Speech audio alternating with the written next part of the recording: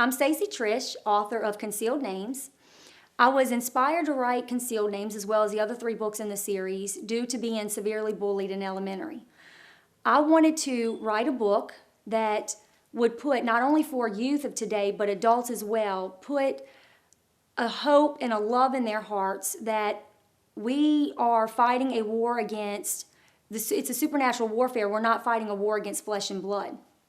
And let them know that God had a purpose and a plan for their lives, and it didn't matter what they were going through or what circumstances they were being surrounded by, that God was going to be there to help them if they would just call on Him. So I approached Krista and asked her to help me write the book, and she agreed, and so we ended up publishing the book October 28th of 2014. And I began speaking out against bullying. And I had several television interviews, radio interviews with North Shore Broadcasting, as well as WLOX.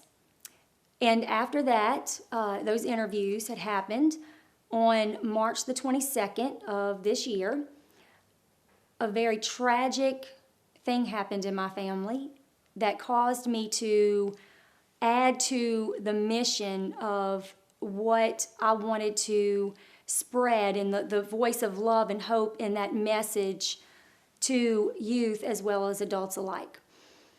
On March 21st of this year, we were celebrating my dad's birthday, and my nephew called me and asked me to purchase a can of keyboard air duster while I was still at the store. And I remember being tired, not wanting to have to go back into the store to get the can of keyboard air duster, but I did it anyway. He was sitting in a class several weeks earlier where a child had come in from a previous class and had stolen a can of keyboard air duster off of a teacher's desk. He inhaled it in front of everyone in that classroom and began talking like Darth Vader. So all the kids were laughing, of course, and they thought it was funny. Well, my nephew decided he was going to try it at home.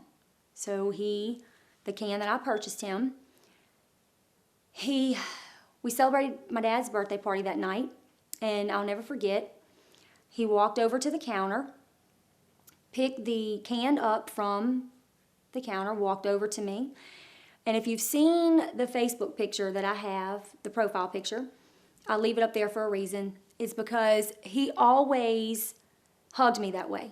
And he would bear hug me, and then he would lean down and kiss me dead on my lips. And it did not matter where he was or what he was doing. He was never ashamed to kiss me. He would walk straight off the football field and kiss me dead on the lips. And I was just so proud of that. Well, he walks over to me with the can in his hand, and he bear hugs me like he always did and kissed me on my lips and said, "Thank you, Aunt. I love you." He walked out of the room, out of the kitchen, and I remember glancing over in my parents' foyer, thinking to myself, oh, I need to go hug him one more time, and all I saw was the back of his head and his back. But he had his best friend with him, and I said, no, I'm not going to embarrass him, and plus he's already hugged me. So 3 o'clock that morning, my husband comes busting through the door, and he wasn't supposed to be home until 6:30, so I immediately knew something had to be wrong. And he says, Stacie, hurry up, get dressed, get ready. Something's wrong with Bebe, which is what I called my nephew. It was his nickname I had for him. Something's wrong with him. He's got a pulse, but he inhaled some fumes from a can, and they're on their way to the hospital with him. So I jumped up in what seemed like 60 seconds and was in the vehicle on the way to the hospital. Just in absolute shock at what was taking place. So we get a little ways down the road, and my brother and I were texting each other, his dad, and I get a last text from him that says, where are you? And I said, I am taking off the exit to the hospital. My phone rings, and he says, Stacie, don't come to the hospital. And I said, well, yeah, I'm coming. Why am I not going to come? And he said, don't come to the hospital. I said, why? And I heard the most painstaking words I've ever heard in my life. My brother said, he didn't make it. And that was when I said, said, what do you mean he didn't make it? He said, he didn't make it. He died. He said, please don't come here. I don't want you to see him looking like this. So I went to my brother's house and waiting for him to get there for a few minutes. And I'll just never forget the pain and the agony. My parents, his stepmom, his sisters, all of us, my husband, all of us, his uncle, all of us sitting in the room that night, in that living room, realizing that we were never going to see him again. So, after that happened, I was just, of course, completely devastated, because my nephew and I, we have always had more of a relationship than just aunt and nephew. He was absolutely, positively my son. And I always treated him and his sister both like they were my children. Have their own bedrooms in my house. Anytime they ever needed anything, I was there. I chose not to have my own kids because I was so involved with their lives. So, to me, even though I was the aunt, I was still burying my son. Well, I began praying, and it's hard to understand what God is, what is the message he's trying to send, or what is his ultimate plan, and, how could this be God's will? So I just began praying and asking God to please help me. Please help me to get through this, and to please help me to understand what it was that I was supposed to do from that moment forward. Well, I posted a post on Facebook of my nephew and started sharing of exactly what had happened to him. And I began being inundated, literally inundated with emails and messages from kids, parents, users telling me that there is an epidemic out there and that they so appreciate me sharing my nephew's story and what had happened to him, and that the kids especially were telling me they had no idea that you could die from huffing, and that they were huffing.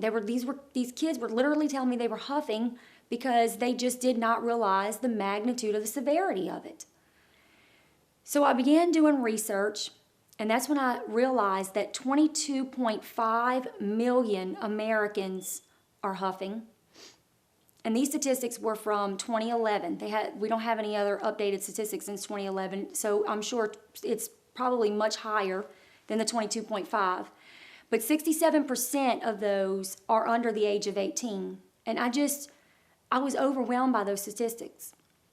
I had an interview already set up with KTV with Jeff Crouere, and God love him. I did not get a chance to speak to him before I went to the interview. And so when I got there, I explained to him what had happened. And of course, I was an absolute mess. I almost didn't go. I said, God, 3 weeks is just too soon after a death to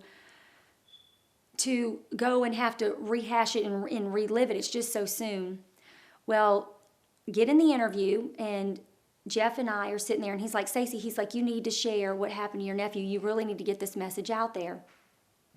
So I began sharing the story like I am with all of you today, and I literally lost it halfway through the interview. I couldn't finish. And so Jeff, God bless him, he started talking over me and started warning, the listeners out there that it was just, you could die from it. It was dangerous.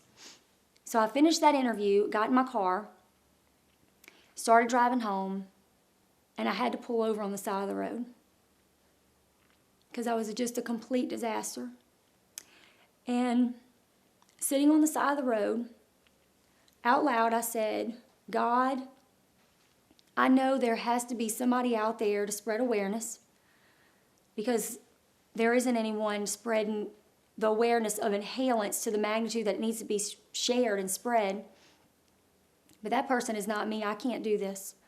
It is too hard to have to relive this story and relive the most painstaking thing that's ever happened to me over and over and over again. God, there is no way I can do this. I cannot do it. So I got real quiet for a minute and just sobbing. to myself, and I literally felt the Holy Spirit touch me and say, you can't do it, but I can do it through you.